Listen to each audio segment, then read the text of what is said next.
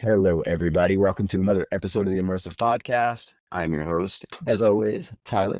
Excited to see all of you. And I'm here today with another special guest, Gayle the Boujee Healer. She is kind of the princess, maybe the queen. I'm not sure. I haven't been in a while, but she's a bit of a staple out there at Mount Shasta, California, which a lot of people refer to as the most paranormal place on earth. Hello, Gayle. How are you doing today? I'm good. Thank you so much. I'm so excited to be here and the vibes with you. Yes, thank you so much for being here and taking your time. And are you speaking to me from the Mount Shasta? I am. I actually got down from the mountain right before this podcast interview. So bringing the energy of the mountain right to you. Thank you for bringing that energy of the Great Mountain to this interview. I appreciate it. And of course, I just want to take a minute like I do at the beginning of every episode and thank you all. Just to shout out our affiliate sponsors, Galactic Federation of Light Clothing, that's GFL. They make hats now, and as you can see here, I'm wearing one of their shirts, Illuminated.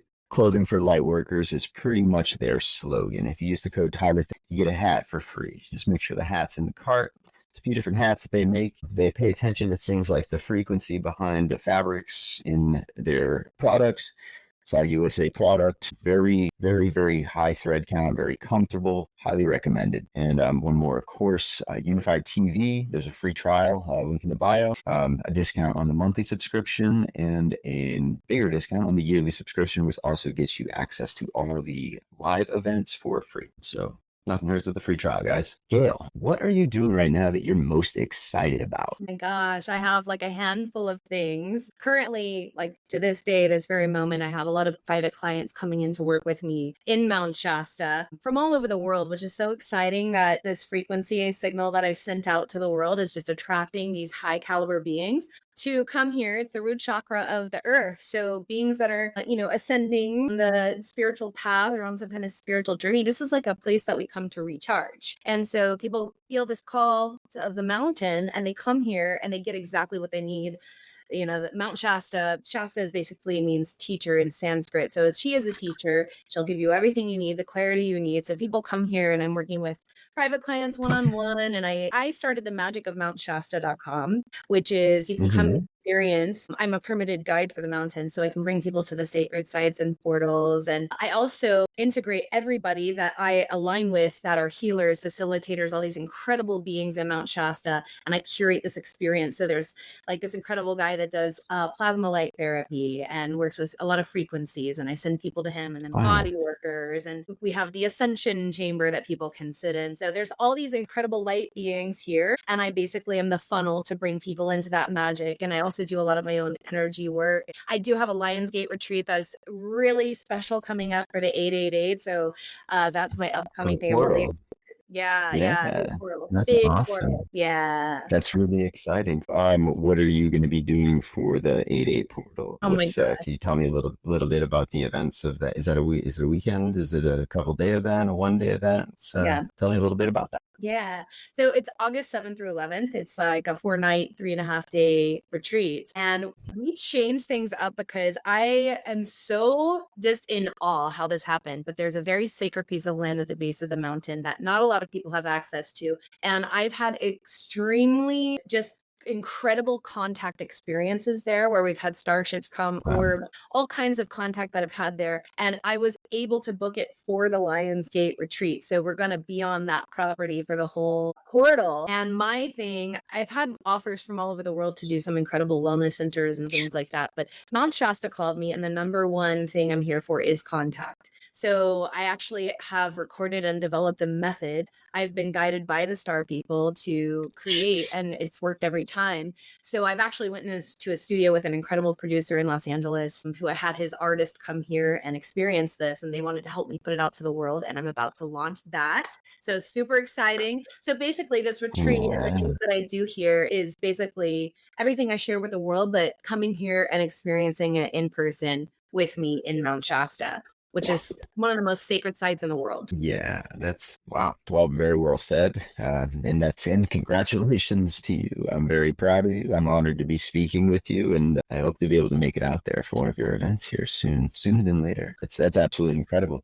And it's really cool that you have the permits and the access and everything like that to go to some of the restricted sites and things like that, because a lot of people think, Mount Shasta, it's an interesting mountain, geographically speaking. It's kind of just a big peak in the middle of, it doesn't seem to be a part of it's like the Rocky Mountains, like a big range or anything. It's kind of just a mountain.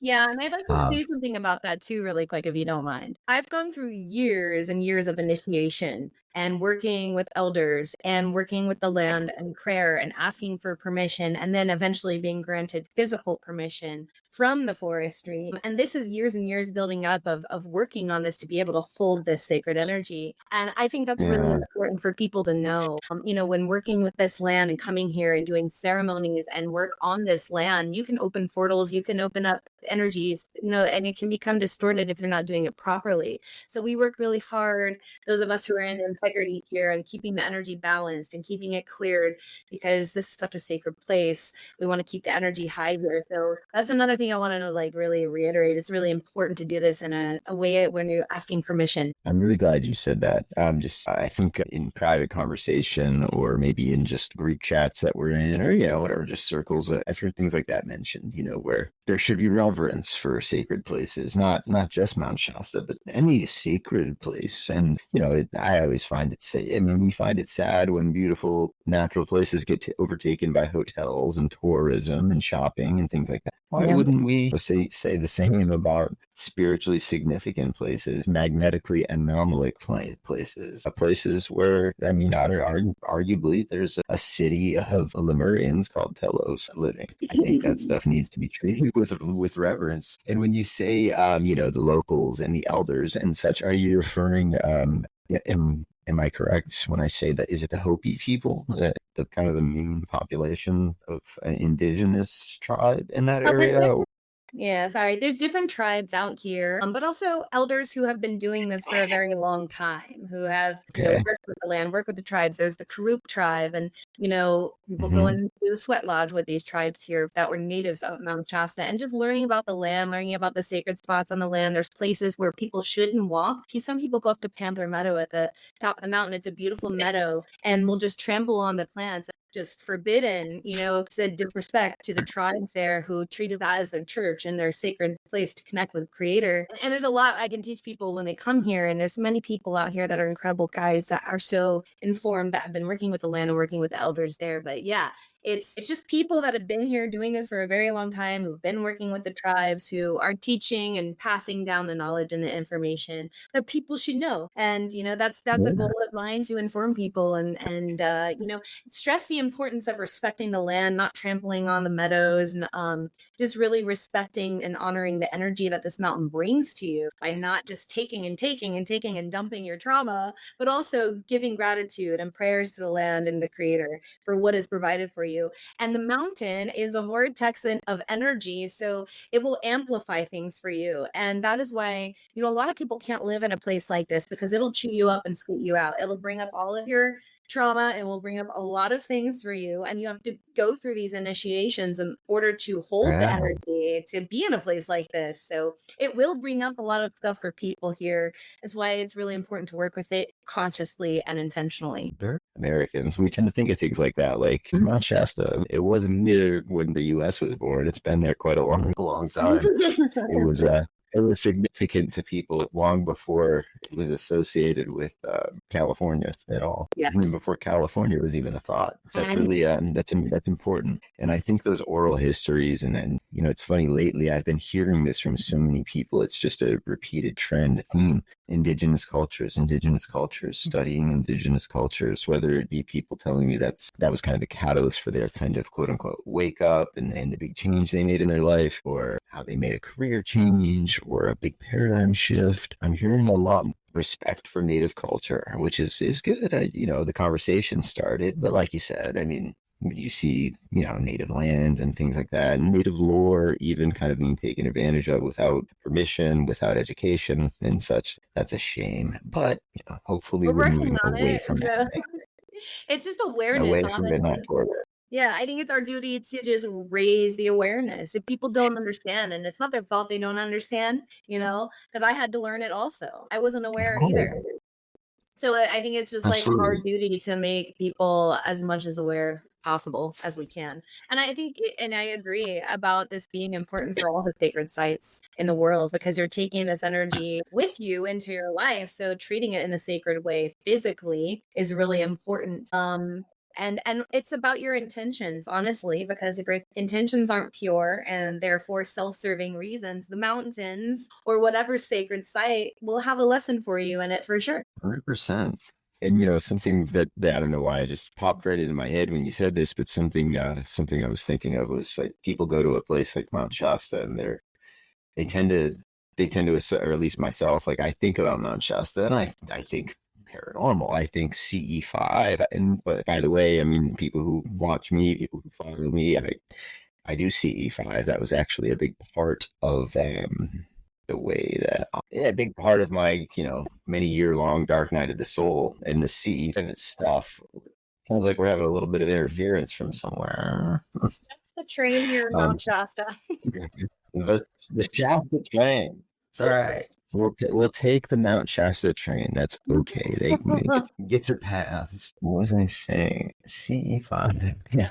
You do The see fine. CE5 stuff was something, and not, and it's all I found at first was CE, Close Encounters of the Fifth Kind, initiating conscious contact with extraterrestrials or extra dimensionals. And that is something that I kind of discovered, encountered, believed in. And during that time in my life, some years ago, where I was in that sort of dark night of the soul, I had left my career, my old career in what some would refer to as the Matrix, the whether you call it the real world, the fake world, depending on kind of Yeah, I know what what you you're looking at mean. it from.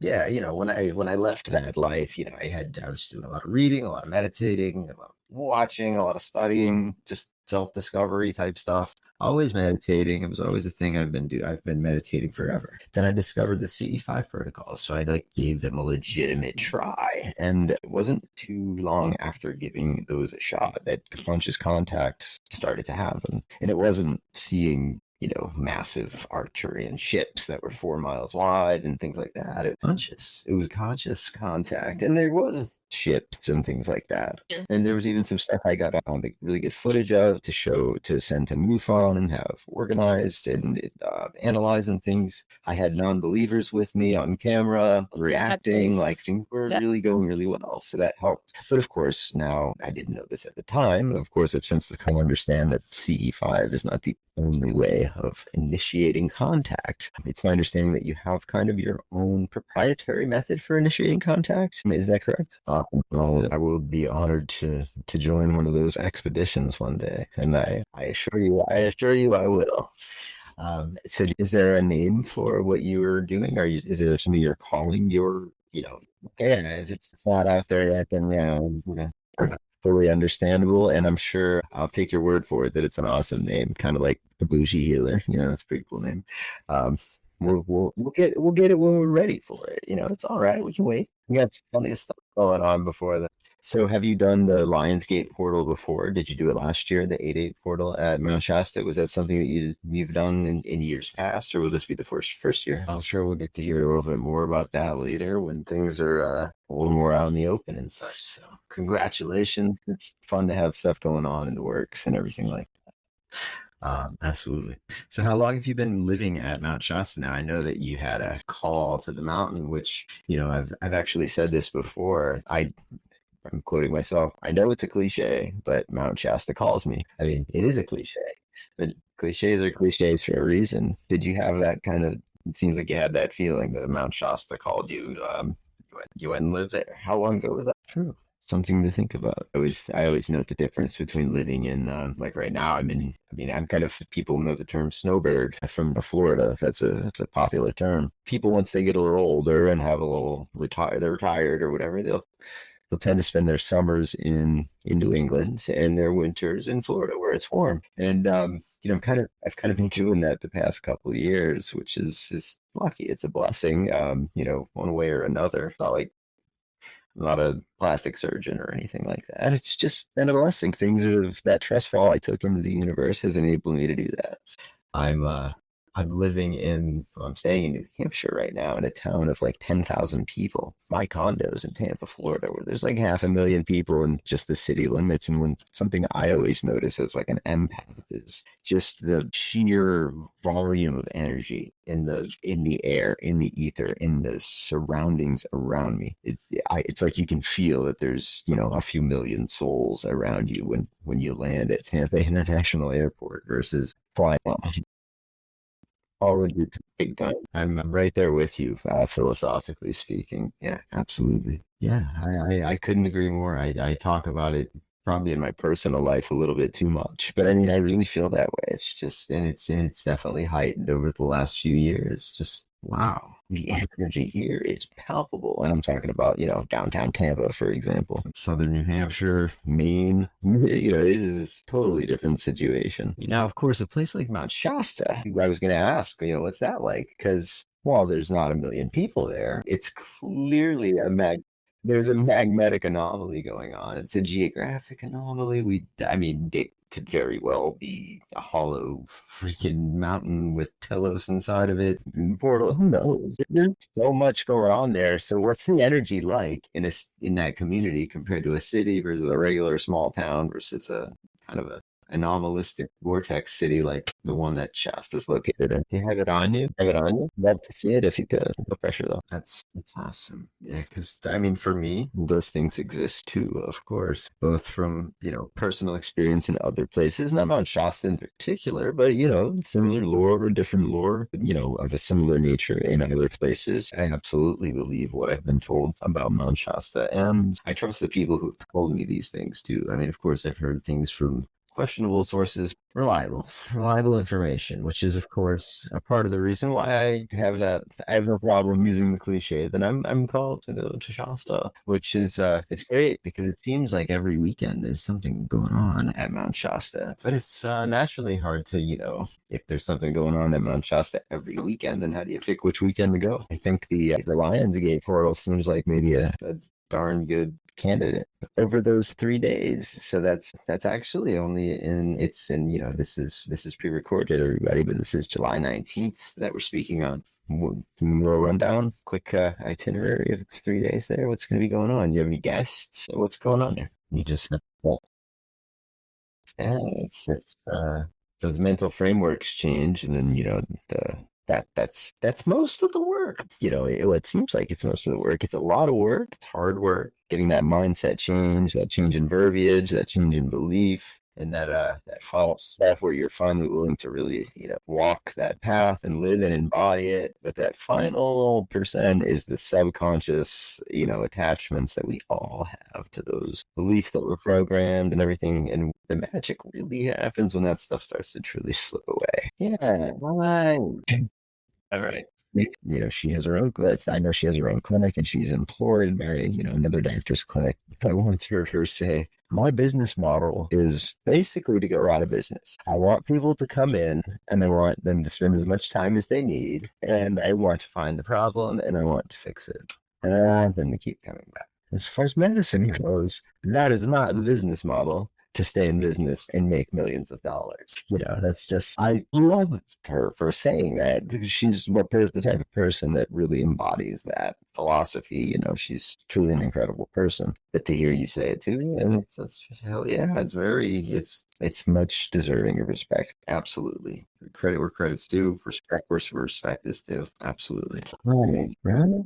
And it's great because I say that a lot. Like, and I caution. I mean, I'm not a doctor or a therapist or anything, but I do have podcast channels and the 18 to 20-year-old kids that kind of talk to me multiple times a week, kind of come to me with little questions and things like that, which I'm happy to answer. But there seems to be this thing in our culture, and when I say our culture, I mean human culture, Western culture, world culture, but even in the spiritual community, quote unquote, where it's seemingly become very clear to us that celebrity worship was an issue. It became a problem. It became a guise for nefarious activity. It became a guise for malevolent forces to come in and kind of take control of a situation where a person might be in power and might have good intentions. And I've actually experienced quite a bit of that. I don't know if you've seen any of the show or anything like that, but I spent my my late teens and early 20s in Hollywood. I didn't live in LA like you do, but I flew out there a lot, playing music and things like that. And yeah, I saw a lot of things I didn't like. Leave it at that. Celebrity worship, to take that and say, all right, we're not going to follow Taylor Swift anymore. We're not going to follow Katy Perry anymore, but now we're going to take so and so and bump them up to, you know, ascended master status, and that can be dangerous. I mean, I think it's amazing to worship and to help our brothers and sisters rise up. And I more believe in the phrase, and I say this a lot. I hate cliches, but I'm the king of them. I believe in the phrase, in high tides, all boats rise. All ships rise in a high tide, whatever, how we're going to phrase it. I don't think there's any room for any kind of massive celebrity worship in that new earth, in that philosophy. Yeah,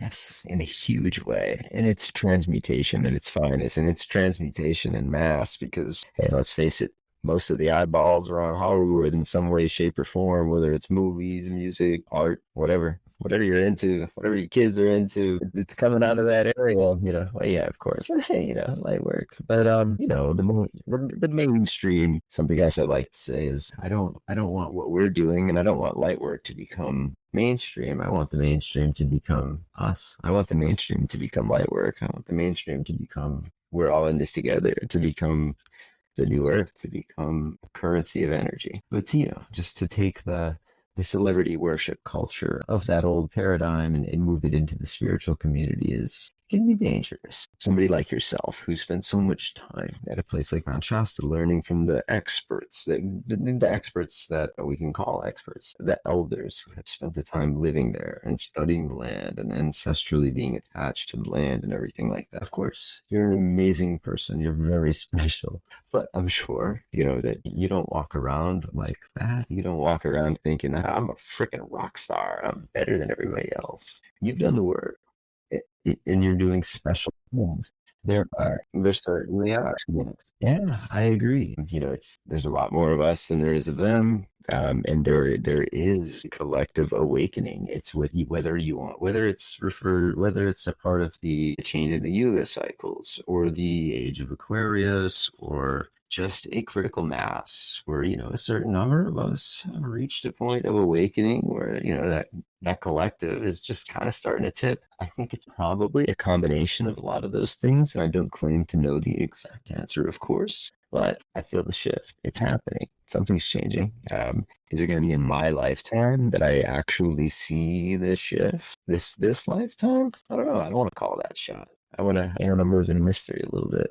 But I definitely feel, and sense a change in the air that I don't think was ever before in my lifetime. And it's definitely, in essence, this light work movement, this new earth movement, this we'll just say it, this kind of spiritual community that you and I are both at least involved in some way, shape, or form. I'm starting to see it on network television when I don't really watch it, but when I'm at the dentist or whatever, I'll see a little segment of some light language, or I'll see a hypnotherapy session, or just little things that I'm like, I didn't do that. 2007, just little drips. It's starting to permeate the zeitgeist. It's starting to permeate the mainstream, and events that used to be online, they're in person. You're so busy out there with events all the time. You're great. I hear your events, right? I've heard people have such a great, powerful experience. I've heard what it takes from you. It's incredible what people are doing, and that's what this show is all about. It's bringing people who are doing those kind of things, and what I'm doing is I'm having the show and having those conversations. Doing my part. Off to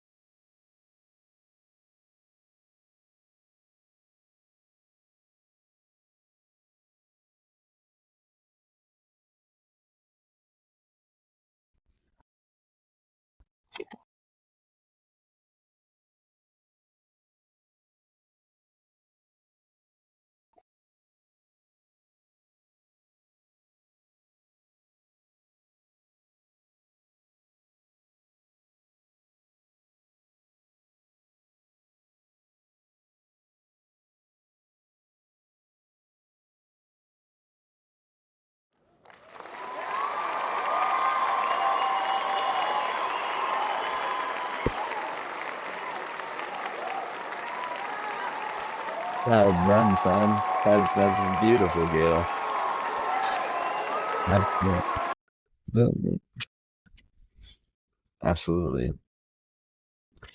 I always say, it's interesting. I always think of light. You think of light, you think of gas, smell, sound, and all sorts of stuff.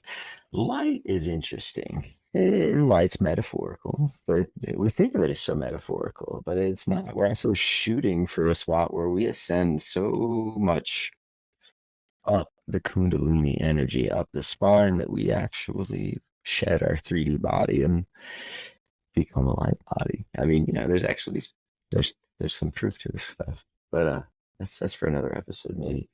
But or we or we could go super deep and become light bodies right now. But what something I always notice that's just like incredible is, for example, and you walk in the house at night and it's completely dark in there. You just crack like the refrigerator open for a second, and that little tiny bit of light comes down that little sliver of the door. That light is like, I live in a condo or in Florida, not here, but my condo is a big, great room. If I crack that refrigerator at night, it illuminates the entire no. And it's just such a little sliver of light. And if I open that door an inch and a half or 2 inches, it's like the whole room's lit up. I open the door all the way, the whole house is lit up. Um, the light in the fridge, there's no less light in the refrigerator. It's not like I can't see the pickles. It's not like I can't see the milk. There's plenty to go around, and seemingly endless amounts to go around. And that's how I kind of like to think of people like yourself, and dare I say, even myself. I mean, just to walk as the light. And we make mistakes, we're not perfect. And I think that's where a lot of us get tripped up. That's where I got tripped up anyway, was okay, I can walk in the light. I can walk with God. I can walk with my higher self. I can walk in my highest timeline and just be. But then we make a mistake and we feel like we're not worthy of walking in that high timeline anymore. We got to walk back down into that lower frequency, and it's just not true. Make a slip, change that radio. You drive it and you hit a button, then you go from 97.9 to 98.1. Why can't you go right back to 97.9? You can. um, but it's hard. It's hard for myself. It's hard for everybody to stay with that consistency, that vigorous consistency, that almost hubris at some points, where you just believe that what you're doing is right, that the way that you're living, the way that you're quote walking is proper. But just see a lot more people these days who are really stepping into their true self, and it's the glow on your face right now, the smile on your face, the fact that you're here, what you do. I mean, that's proof positive. That's a real world testimonial of like, no, you can step into self, and you're never done. I'm sure you're not done, but you've stepped into self. I don't recall what you did in the 3D world or what your old job was or your career or anything like that, but who cares? It doesn't even matter. Now you're Miss Mount Shasta. You're living your best life at the moment, and I'll tell you what, you probably help a lot more people than you even know. And there's certainly people that tell you that you're helping them. Absolutely.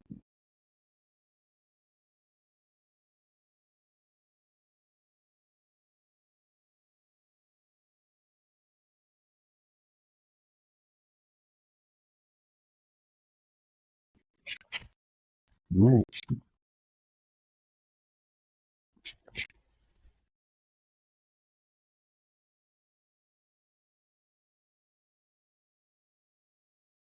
Yeah.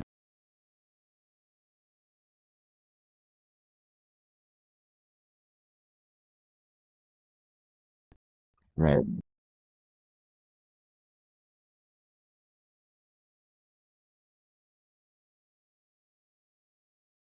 Wow.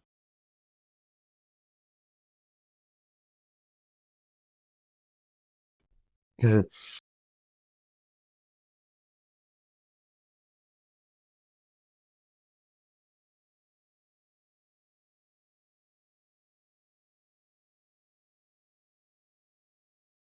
Okay.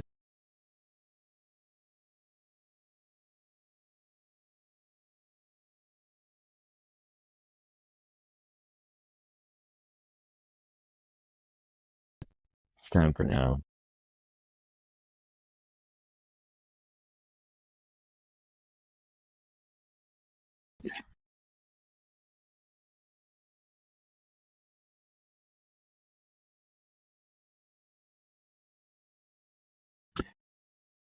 Right.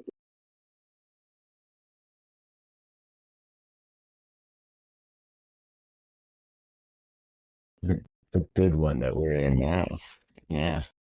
Yeah, I think there's value in it. Like I had a regression done a couple of weeks, maybe a month or so ago. A month or time flies. It's been a week or a month or two or three. I don't know. It's been a while. Recently, I had my just first regression. But it was with somebody who was on the show and a friend of mine, and we got it filmed and we did a little like live discussion about it. It was mutually beneficial. So I did it for that purpose, intellectual curiosity. I was open to it and everything like that. But yeah, I agree. It can those things can all be valuable tools, but I really, really agree with what you're saying there. Um, at least me personally, and maybe even more so. Like I really personally think it's at first maybe it was really important for me. Like when I first discovered who Dr. Stephen Greer was, I was like, wow, Dr. Raymond Keller, it's Schrodinger's cat. But not from the same level that I studied it in, physics in college, but from like a philosophical perspective all that stuff. I mean, and the list goes on and on and on and on. The typical kind of like stuff you go down rabbit holes on, the conspiracy stuff, the different ideas. Um, they're details, and it's okay. I mean, we got to have hobbies. We have super active minds, but at the end of the day, they're all kind of stories. Even the star system stuff, and yes, has its place. All has its place. But that being said, I think it's more important now more than ever, and this goes along the line with with the Dolores canon, the Dolores canon herself, saying that we're not paying off karmic debt anymore. We're done doing that. Um, Now, of course, it's left up to interpretation what that really means. Are we ascending as an Earth, as a superorganism? Are we ascending as separate beings? Are we ascending as soul groups? What is ascension? Did we finish descending? There's all sorts of questions. I think we're ascending. I think something shifts. I think something shifted many years ago and it's speeding up, and now we're starting to really, really, really, really see it. To the point where you see like Conor McGregor running around saying that he's grounding and hugging trees before a fight. Like, doesn't mean that he's a guru or anything, but that was not something that you saw Mike Tyson doing in '95. So things are changing, and that's why I have that hope. But I think I love what you said. Sometimes it's just stories, it's labels, it's tales. It's okay to compartmentalize that stuff so we understand it and have something to fall back on in a way for each and every one of us to kind of identify with what our beliefs are and just evolve and grow. But what's important, we're stepping through the doorway. It's not about what's in the old room. It's not about what's in that back room. It's about what's in that next. What's through the doorway. We're going through the doorway. We're not taking anything with us but our souls. I don't suppose that anybody would step through that doorway into the new earth with you know, any negative attachments from the old earth. So it's, at a point, some of that stuff becomes stories, and it's interesting. But I just caution myself from getting too tied up into any narrative, and I just try to see the good and what I can learn from those things, and in the good and in the positive, and in the individuals, who are telling me these things, because I see so much common ground amongst so many different camps, and we're just talking about different stories, and it's like, our heart's all in the same place.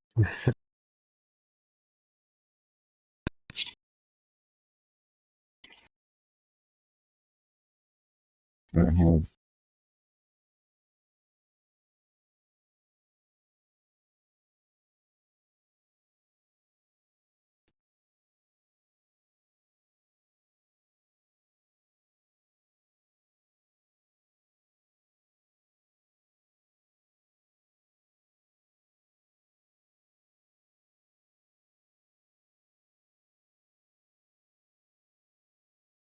Yeah, 100%.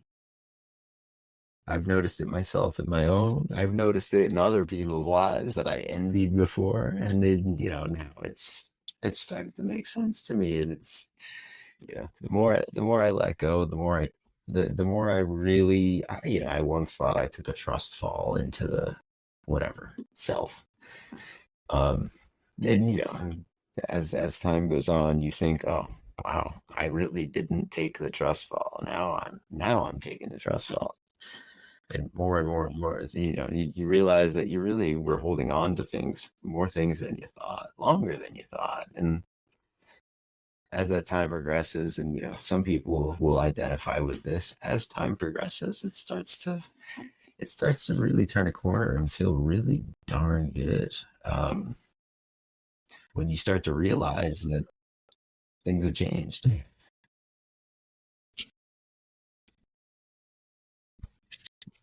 Exactly.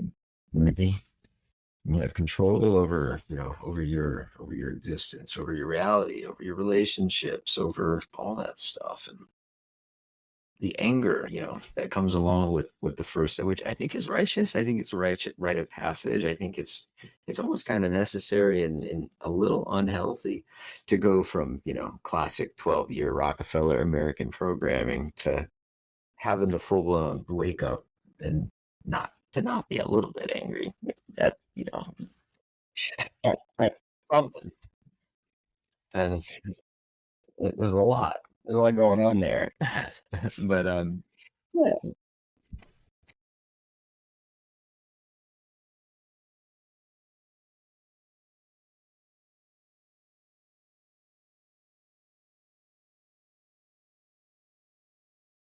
yeah. No, me neither. It's nobody's I don't know anybody that's found the cure to the dark night of the soul or had just one. I mean, I argue that there's usually one big one, but then you tend to have a couple here and there all the time, little mini ones, and then another big one 6 years later. It's just all sorts of crazy stuff. Because the truth is, it's there is no end to asking why. You could ask why forever. You could ask how forever. So philosophically speaking, let's go. But we've all got plans. We've got other things to do than just ask why. So um, the stories, the starseed origins, the stuff like that. I think it's awesome. It's branding. It's getting us out there. Starseed conventions. A lot of the topics are starseed origins. A lot of the books, things like that. Stuff like Stephen Greer's doing. The CE5 stuff that I think started out really pure and everything. I mean, I've kind of heard of it, the CE5 aspect of things anyway. I've personally heard that maybe they've gone a little different from their roots. I've seen they can be quite expensive, which is not something that I'm not against people charging for gifts or anything like that. I just you know, I am a man of business. I was a man of business, but I don't actually really care about money anymore. I mean, I know it's something that we need, but I can't wait for the world of energetic exchange. And like, when can we set our bills on fire? I don't do it. I don't care. Um, I do start to have a little bit of that. That's one attachment I still have, is that human, like, why you charging 5 figures to show contact or whatever, something like that, where it's something that sometimes I wonder, like, doesn't everybody deserve to have that experience? A guy like Steven. Yeah, I'm just pulling random stuff out there, um, but yeah, that's something I always go back and forth on, because it's something where, in a new earth, if we're all going to have new responsibilities and new talents and find our new spaces, there has to be an exchange of something. But then there's this constant little argument about like people charging for things and what to charge for. And, and on the one hand, the information of old that's been suppressed is kind of a birthright. And on the other hand, those who have gone through I know I have hours and hours and hours and hours and years of research and time and going down the wrong road and just, all sorts of things that I'm sure you have too, to kind of hone where you've gotten to now. So I see both sides of the people who are just waking up and really wanting to, see where they can fit in and help. But I can't afford these things, these conferences, these events and such. And then on the other hand, it's like, don't you afforded to go to music festivals and things before you woke up like this. Um, and I think that's something that it's also, probably a force either within us that's not supposed to be within. And I say us, I hate to say stuff like that, but it might be bad actors, or it might just be people who are in the wrong place with the wrong intentions. But I think it's something that divides us. Where there is a middle ground, there is a right answer. There's a bunch of right answers, but it's something I see people arguing about, and it's hate to see arguing internally within of the spiritual community, of the disclosure communities, of the UFO communities, any of those, because we've all got slightly different number ones on the agenda. I think heart's in the same place, and if we were to truly be heart centric, then we would all be looking at the same issues with collaboration in mind and a way to fix them. Um,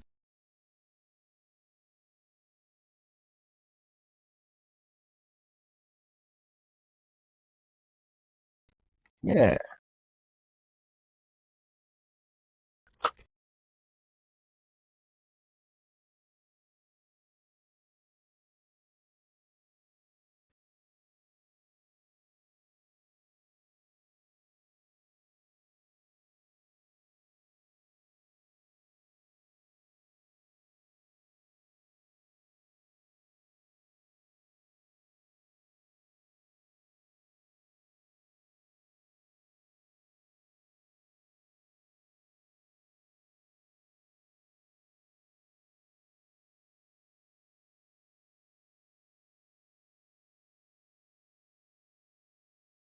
hey Gail, Are you there? yeah, it just popped up and said no internet connection. I'd never seen that before. Weird. But anyway, we're here now. um, so folks, Riverside FM. Hey, after 25 episodes, the internet connection got dropped once.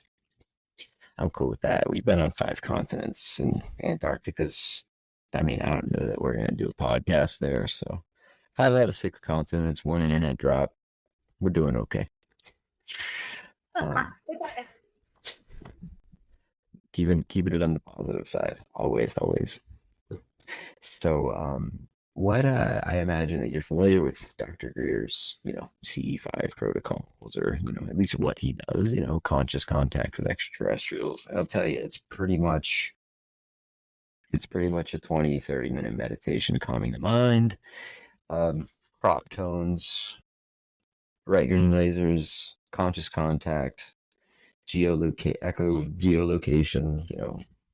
consciously letting know that you're there, you're safe, you come in peace.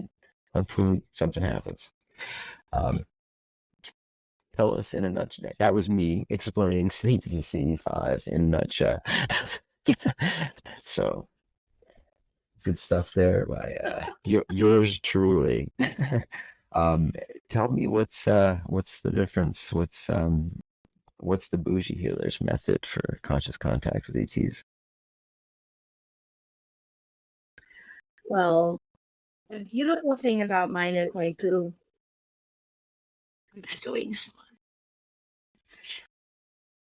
That's clear. The audio will normalize and such also, so we'll make sure everything will be okay. So I'll just tell you about the method. Yeah, I'm genuinely curious. Sure. How you developed it, what you do, all that stuff. So I noticed you can't just get in the mind about a movement. It's nice. Yeah. What I've learned is you have to leave how vibrates. Whatever vibrates high enough. And that won't be our heart. Because heart is more set. And the gateway is connected to the higher one. Mm-hmm. But for me, all I try is to get is mud off. Okay. And I walk everyone through Dr. Fleay, make serene. And then I sort of activate the parents to see. I am really love. It's a love for you. And then we go into the aura field.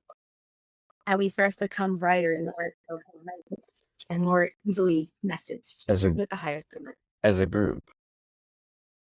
As a group. It's how they expect to Join toroidal fields, etc. Yeah, that makes sense. the first I feel good. Activation there, which I was shown onto this by third people. So I put all this together in one, and then we have fun afterwards. Get the light vibrations of what I've noticed is when people are to see by within their mind a lot, and then they're going to gate and look for shit, right? And that creates resistance. How you do this when you let go of the intention, you start having fun and you laughing, you're vibing. Oh, I'm not good shit that come up in that. Right. Wow. You know, so I've noticed that I'm really a heart-based thing. So that's where my method comes in. It's heart-based. And that, to me, that makes sense. Because, yeah, just knowing the nuts and bolts, you know, I mean, I know Stephen Greer's method inside and out, but the nuts and bolts of it are basically what I had described just a few minutes ago. I mean, it's, you know, let's get into a quiet meditative state. The more people around, the better with the same intent. Of course, that's something in common. Now, I don't know if he goes into the reason why. He just talks about collective consciousness. And I've never actually heard him refer to the reason being, you know, toroidal fields and connected energy. I've just heard it be mass intent, which of course I do believe is a thing, but I also believe there's something more etherical there, something actually that we would call physical that we don't know is physical, that maybe we used to call physical 150 years ago, that maybe it's been hidden or suppressed or forgotten or whatever word you want to use. But I think there is some ether there. There's something connecting us all. Some of us have used the term electric universe theory. You know, I mean, that's what explains why gravity works the way it does. You know, there's electromagnetism. And that's a very viable concept. I'm not a physicist, but I've never played one on TV either. But you know, I've done some study, and we all know there's a little problem with some of the physics. We have not rectified Einstein's physics, Newton physics, and quantum physics yet. So everybody who thinks everything's dead set and we know it all and the science is there, that's just not true. I wish it was. Things would be a lot easier. But it's just not. And that's how, you know, I used to be a huge, very much by the logic, by the data type of guy. And that's just not the way anymore. And there isn't data either way if that's the way you're going to look at things for anything. There's anecdotes and there's suggestive data, but there's no definitive data of to an outside observer, to a skeptic. I could produce data that showed proof of extraterrestrials, and I could probably show data that likely prove that there were no extraterrestrials, whatever the subject might be. I think it's about being open. You know, we talk about discernment and paying attention because we're bombarded with information and we want to know what's true and what's not. But what about when we're silent? When we're listening to God, when we're listening to you, when we're listening to a piece of God, somebody. How much are we really listening? You know, what are we really hearing? That's just as important, to be able to listen during the silence rather than discern during the chaos. No, Your besides before is their heart. At night, you have to like, we're all going to be ready for what they're ready. absolutely. Because, yeah, I know there would have been a time where I wouldn't have been open to certain things just because, I mean, if my brain wasn't open to it, there's just only so much anybody's brain can take at a given time. If you shatter a paradigm too large, too big, too deep all at once, we're going to block that out. I mean, most of us are anyway. We're not just going to accept it and start taking Reiki and sound healing classes. It'd be cool if that was the way, and we, things might move a little quicker. But the reality is it takes most people a little time to. We need drips. We need seeds planted. We need watering. It takes many, many, many, many exposures to things before we get to a place of screw it. I'm moving to Mount Shasta. I'm gonna become a healer and run retreats. But it is possible. It's happening a lot more, and boy, is it incredible. It's an incredible time to be alive. I mean, that's what I did. I've been told, and I don't know your entire backstory. I mean, I know a little bit about it, but I've been told that we have somewhat of a similar story in the fact that I just, a couple of years ago, I pretty much had the, family I planned on just being with the person I was with forever, being married forever, having kids. I was an interior designer, so I felt like I was still kind of an artist, but I didn't really like what I was doing all that much. It was just a compromise. Nice office, all that stuff that middle class America tells you you're supposed to do. And now after 5 or 6 years, I just couldn't do it anymore. And I couldn't really talk to anybody about it. I just went home. That's how I left that job. I was vice president of a company, and I just went home one day. And it's truly the beginning of a dark night of a soul. I didn't know what to do. I just had a blind understanding that it didn't involve what I was doing. It wasn't anything to do with cabinets or kitchens or interiors being inherently evil. It was just, I guess, when you boil it down, it was really a magnetic pull to that's not you. That could be a good person, but that's not you. It was a pull to true self, and then the crisis of, well, who is true self? I mean, since 4 years old, most of us have been told who we are, what we do, what we're doing, why to do it. Don't ask questions. Right. So, that's what happened to me, and after that process. I'm in a spot where I'm free. I'm kind of a lone wolf in a sense.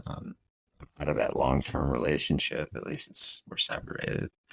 I've had some family members pass away, so now I mean, on one hand, there's some things there that are like earthly changing. Change is always crazy and feels weird, but on the other hand, I'm very free now to express myself, to do what. Not to be selfish, but to do what I want to do, which ironically now is to help others and to spread, the light, to be that walking light bulb that walks into a dark room, and when my light shines, I don't have any less. There's just more for others. That's all. It's quite a dualistic time for me. So every moment is special. Every interaction is special. Anything can be synchronous. I just feel like we're all one phone call, 1 minute, one meeting, one whatever away from life just completely changing.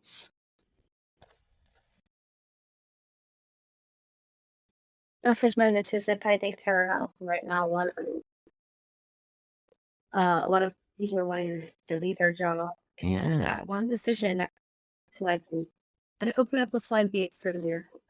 It's just in alignment. I really uncomfortable. Yes, absolutely. A lot of us are right. And I think it should be uncomfortable. I mean, at least I'll speak for self, but getting to where I got before now, it was the product of many years of uncomfortable programming. I thought I was comfortable, but upon realizing that's not That's not what comfortable was. That's not what true self was. That's not what authenticity was or anything like that. Of course, changing all those habits, changing that way, rediscovering, the old self and the true self, and in a relationship with, I caution words like creator and things like that, but just relate, exploring those concepts again from a different angle, a lens of all my own. It's very confusing. There's a lot of noise out there. There's a lot of stuff that's been told. Like I said before, there's a lot of anger. It's I don't know, mean that it's always blast punching walls anger. It's just, what everything I've been taught is what part's true, what part's not. Is any of it true? Just all that stuff. It's wild and crazy. It's gonna hurt, but it's a different kind of hurt than, you know. I've broken a lot of bones. I've had some concussions. I've always lived pretty rough. I boxed, played some sports and things growing up. Lived a little rough. Um, Nothing has ever hurt as much as just getting rid of those beliefs that I knew didn't serve me anymore. I didn't even want them anymore. Just for whatever reason, they were still there. They were hard to break. Nothing was harder. Nothing hurt more than really, truly shedding old beliefs, paradigms, cutting relationships off that you knew were kind of in the way. I mean, things like that. Breaking a foot, whatever, things like that. Those things aren't pain compared to the purging that is truly stripping away the stuff that is not us and becoming the raw version of ourselves. But it's beautiful. It's so beautiful as you get closer and closer and closer to that original person, that original product. That it's just, after a first round or two, you can't help it. I guess go a little further and keep going. I get it. Getting closer, shift goes on. Closer. Absolutely. And that's what most people, I think, might be after.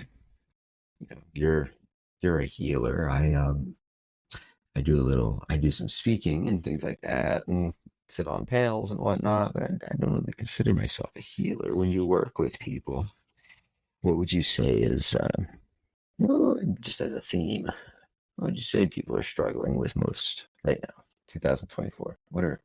What's the biggest thing people come to you with, looking for answers to? How to step into their power. They want to do something like what I'm doing right now. When we whipping up every day, they people mumbling from 40 themselves. They sky. Because a lot of people have distortion like money. A lot of people in the spiritual market people. Scarcity mindset. Sorry, Karen. How do you think consistent? Money is a frequency that we all have access to. It's worth us physically. The house, person, and the mothers have to just afford this in order to be able to be a bit of it, right? So what people have trouble doing, especially I with this healers, I work with people who are about who are leaders. And they started to talk to you when I approached it because someone built me or ashamed and charging money for their services or setting the bar in order to be of service. Right. And if you can that reality, I'm not going to have all these votes. You could do what you want for fun. You could work fine. Reaching out here today, go influence out. And be able to help others and climb for others at the same time. That's what you want with my life. Amen. That's So I felt a bracelet grouper. So I broke through 5 days. I was able to break through it. And now I bring people off the floor. That's beautiful. It's inspirational. Another thing we have in common, like I said, I'm not running any kind of healing or anything like that, but I like to think. I know, and I hope that there's a few that I don't know about, or they gain a little bit of strength, wisdom, and hope from some of what they've seen me do over the years, and maybe they're taking steps to do something similar. And I don't mean copy me, but I mean take steps to make themselves happy, to really step into what they want to do. providing it's not hurting anybody. That's all it is stepping into self. But it's very hard. I mean, especially as we get into having, children, families, and responsibilities and things like that. People will say that to me all the time. It's not that easy. I have this, I have this, I have that. I get it. It's, of course, it's not easy, but at what cost? How much longer are we really? Something I asked myself once was, how much longer could I really go on faking it? Pretending that I'm fine in this role, whatever. How does this end? And it was going to end terribly, but I saw how it could end if I took the trust fall and believed that something amazing could happen if I really just followed my heart, not my mind, which even my mind told me that living the old way was the right way. But you hit the nail on the head when you say heart. We say heart-centric all the time, make heart-centric decisions. I think it's about that heart-mind chakra connection. When you're really in balance with the heart and the mind are kind of coming from a similar place, or at least two places of positive balance. That's when we're operating at our best. That's when things are going to line up the most for us. That's when things are going to make sense. To me, anyway. That's when I feel like I'm doing the best. And the strangest things happen. It's not when I have signed a contract to work for a good company or anything like that life goes well. It's just when I'm really feeling like I'm in the zone, I'm feeling like I'm loving people, they're loving me back. The frequency that I'm embodying is not attracting negativity. There's truly does not seem to be a disconnect between heart and mind. And then, like the crazy movie, something happens, some opportunity presents itself, a door opens, a doorway opens up, and things have been okay for me since I took that trust fall. And I can definitely say there's been times where I've been like, I don't know what the hell I'm going to do. I have no idea. I mean, thankfully, I'm not that close to that anymore. But, some years ago, yeah, absolutely. You don't always know what you're going to do. But, that's the important initiation thing has to do through. And still, yes. Dinar. Think of it, mind and heart. And now I'm split is mind, heart, and soul. Okay. Power. Yeah. Surrender and health and impart power and healing. Yeah, absolutely. Yeah. Yeah. It's that complete surrender and trust is ultra important. I mean, even 99%, I don't think it's enough. I think everything changes once you fully give yourself over. And that's dangerous to say in some cases, because some people might think I'm talking about a certain denomination of Christianity or whatever. I'm truly talking about just the true self. The true self. And it's quite all right if you don't even know what that is yet. There's always a pull to it if you're open. I think we all have a general idea of the direction of true self, wouldn't you say? Yeah, and I must say that spirit will allow you to become so uncomfortable with that. Yes, absolutely. Yeah, there was that Jim Carrey quote. He said, deep, he uses the term depressed, and he's like, that's your body, your avatar saying it needs deep rest. It's absolutely sick and tired of acting like who it's not. It needs deep rest. It's depressed. And only once that happens is there a chance to heal. Right? There's little quotes we use and stuff, but hell, they work. So Gayle. So 8/8 Lionsgate portal at Shasta. That's coming right up. That's really exciting. What do you do on your days off, your time off? Do you spend your time at Shasta doing anything like awesome that only Shasta people know about? Or do you travel? Or what does Gayle the Boujee Healer do at Mount Shasta when she's not hosting events? I spend a lot of time on the mountain. going to different places on the mountain. A lot of the lake here, and the waters. When the water is in my ground, is where I recharge. I'm not living with people. No, I'm on the water. That's nice. That sounds like that's so beautiful to be able to live in a place that you were called to. That's so spiritual, and then also work there. I mean, what the heck? Can't beat that, right? That's great.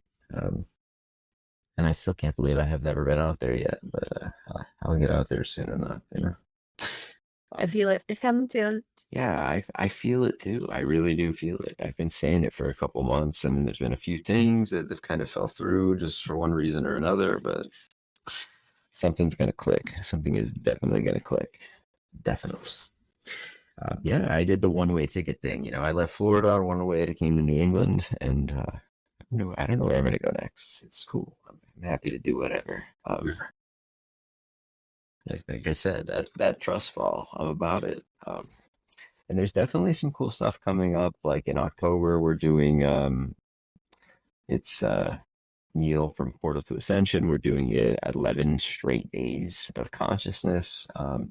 It's all time zones. There's 11 hosts. It's myself, Neil, and two other people hosting it. And there's 77 speakers. So that's something that we've got coming up in October. That's pretty big. Laura Eisenhower, Wendy Kennedy, Sarah Cosme, Debbie Solaris, tons of people will be there. A lot of people that have been on this show. A lot of people we know, mutual acquaintances and things like that. Planning a holistic health summit, third year in a row. That's February 25, but that's a TEDx event this year, which is awesome. Doing a speech, so that's fun. The immersive podcast is not slowing down. It's just I love sitting down and having these conversations.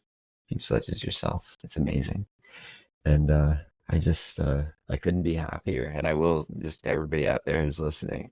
This isn't the Joe Rogan $200 million Spotify deal or anything like that. It just feels good to get to talk to people like the Boujee Healer and just go to some of these events and immerse myself and be surprised how nice people can be. It's quite an amazing thing, wouldn't you say? I mean, of course, like any group, spiritual community, there's always people there that might be there just to make money or to take advantage, and there's gossip and there's that everywhere. You're never going to escape that.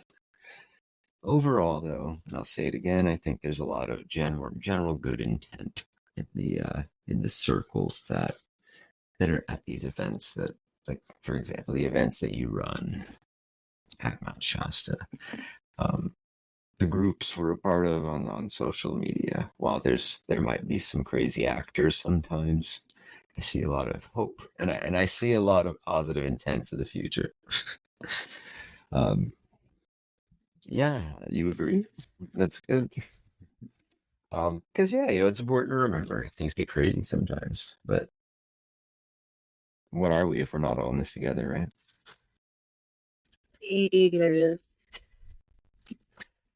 So what would you say? I've got a couple of just kind of random questions for you. Has there ever been one book that you've read that's kind of really changed things for you? Something that really influenced you the most? I think it was the 3 ways of all my prayers really in that my head. Okay. What's happening.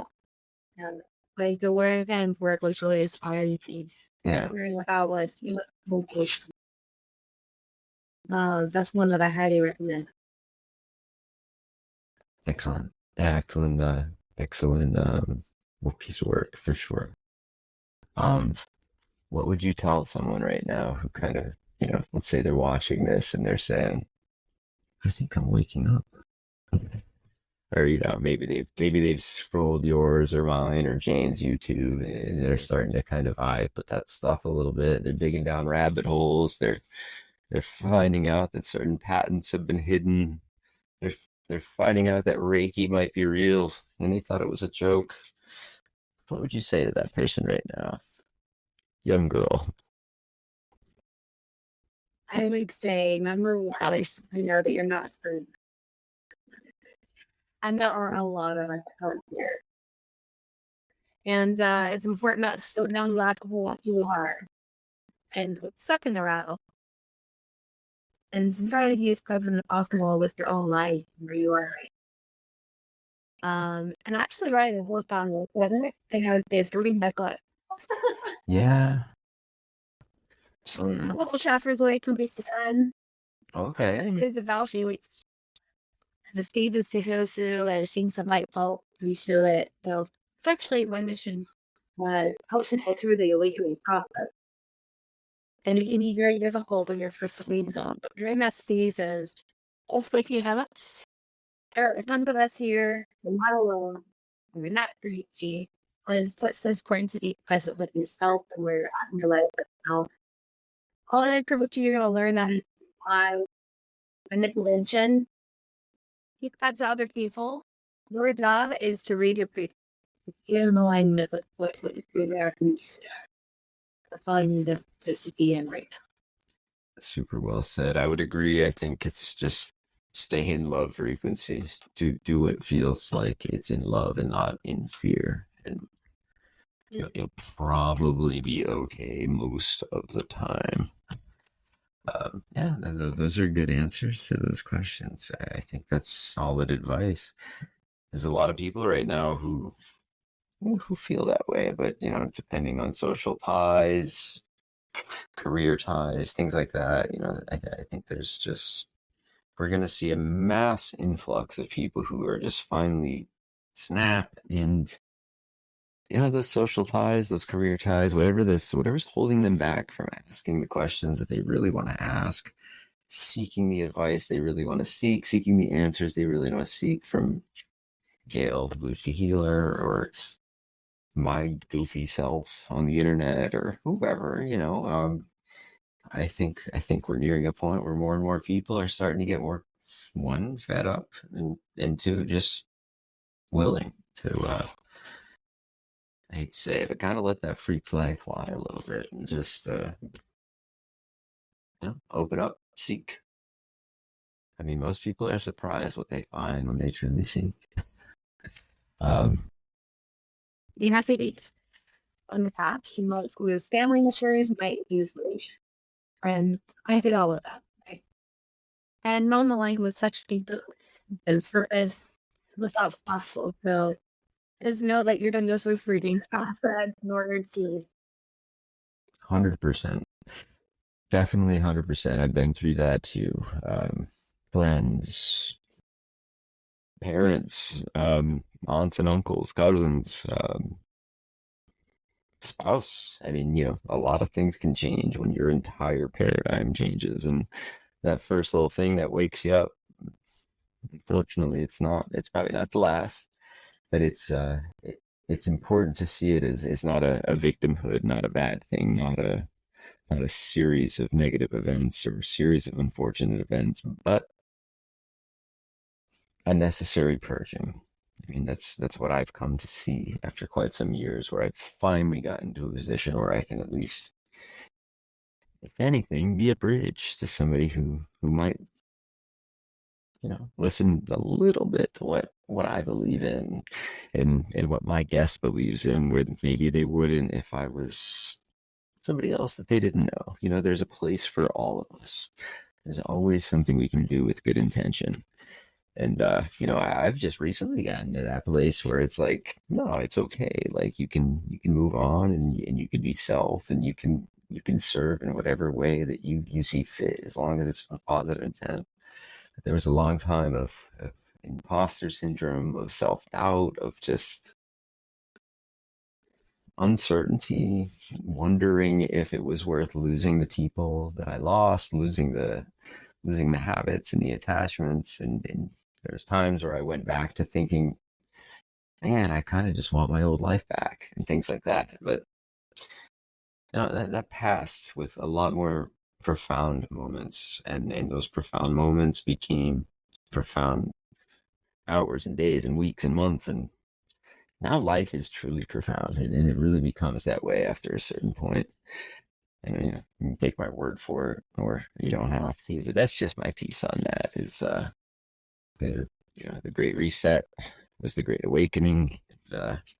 I think we're on a good track. It sometimes looks like not, but I think we're doing good things. You're on track. Well, Gayle, is there anything that you're excited about that you kind of wanted to tell us about? Anything that you wanted to showcase? Anything that you've got going on that we didn't touch on? Anything that you've done recently? Any cool facts about Boujee Healer that nobody knows that you want to talk about on the Aversive podcast for the first time? I want to give the floor to you and at least let you say whatever you've got on your mind. If I missed anything, if I didn't ask you something, what's up, Gayle? Yeah, it's best six everything you're able here and this one here and how job over it. But also, the most exciting case for you right now is that I'm up to release this podcast and it. The name of I'm very loud, and people from all over the world, wherever they are, in that Westland. Yeah, that's time. Awesome. By the way. Yeah. Okay. Orchestrate best to either do it, sit in this bed. So Love it. Be able to ask it. I'll send the info out. And I don't know how to do movie.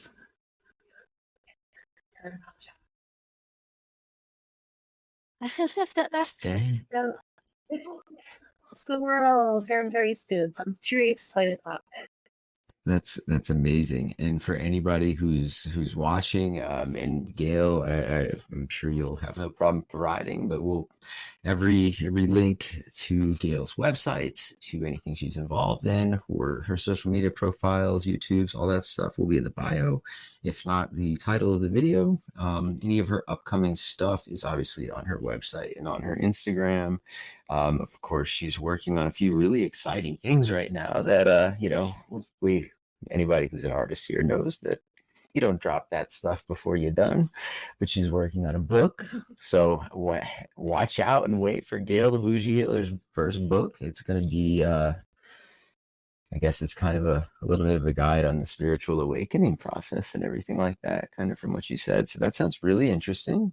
And then a little bit more official stuff on the contact method that you've developed. So that's going to be amazing. And I want to make sure that everybody knows to click on Gayle the Boujee Healer and stay tuned because her content's awesome. She's always keeping on Instagram is where I follow her, and she puts amazing content up regarding the sun, geography, astrology, things like that, solar flares, and a lot of times all the time, the assessment is very accurate. It's very insightful. So just to throw something out there, there's some value right there just on the quickie free page, but definitely go there and click on our website and stay tuned because a good book's coming and some more art's coming. And there's always events at Mount Shasta, Lionsgate Portal, August 8th. Woo!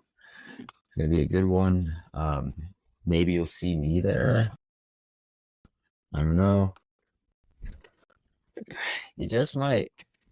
The likelihood of seeing me at Mount Shasta this summer is very good for most people. And yeah, Gayle, actually, I really would like to come to it's kind of just a matter of timing and things like that. But 8/8 actually sounds really good. So I really hope I can make it out there for what you guys are doing the weekend because I'd love to mix energy in person and spend the portal at the mountain. That'd be awesome.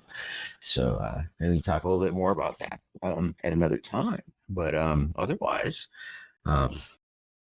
everybody, pay attention. Pay attention. Gayle's doing big things. You're going to see big things from her in the next few months, the next few years. And just stay watching. And we always appreciate you for coming here on the Immersive Podcast as a guest. Gayle, thank you so much for being the latest. And thank you to everybody who's watching. GFL, thank you. And Unify, thank you so much. And of course, I must mention few more times, not a few more times, but a few things that I have coming up. February 8th, 2025, Holistic Health Summit 3. That's in Tampa, Florida. We're doubling the size this year. It's the third year we've done it. It's an all-charity event. It's a TEDx event. It's going to be at least 20 speakers, all doctors, researchers, and myself. will be speaking. There's vendors all on the cutting edge of holistic medicine, and the theme this year is lifetime longevity. So it was really cool last year. A lot of fun, a lot of education, really interesting stuff. A lot of cutting edge medical doctors who are not afraid to say what they really feel. It's a good time. It's for charity. There'll be more information on that soon. And everything else you've heard, links in the bio, guys. Gayle, I want to thank you for your time. I apologize for some of the little technical issues that we had there. I don't know if it was on your end or mine, but it's no worries. You know, I'm just glad we got to mix energies. Yeah. Yeah, absolutely. But I think it'd be cool to do like an Instagram live or something like that cool soon, or, you know, to stay in touch. Always good to stay in touch. Otherwise, this is Tyler of the Immersive Podcast, and I think we're going to close out the episode now. So thank you so much for being here, everyone. And Gayle, bless you. Light, love, magic, all that fun stuff. You're truly a treasure. Thank you for everything you are doing. Bless you.